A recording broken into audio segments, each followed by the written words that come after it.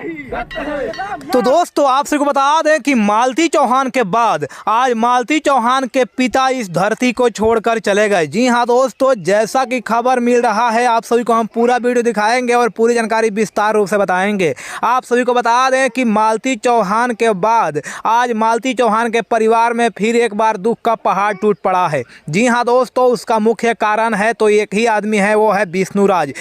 तो का हाल बा भाई लोग, आशा करतनी कि अच्छा होखब आ मस्त होखब। तो भाई लोग ये खलो जा कि मालती चौहान के बाबू के अर्थी उठल बा। का तो हम लोग के विश्वास होता कि मालती चौहान के बाबू अब इस दुनिया में नहीं खा। अब तो हम लोग अपने से गौर कर जा कि सोचा जा कि सही में मर है ना। तो भैया हमारा ओर से हम तो हम लोग बताओ तनी कि मालती चौहान के बाबू मरल है खा। झूठ मूठ खातिर व्यूज कमाए खातिर भैया कोई के इज्जत के साथे कोई के जिंदगी का साथे खिलवाड़ करतन लोग। माने कि फेक तौले ई हो गइल तौले ऊ हो गइल तौले ई हो गइल।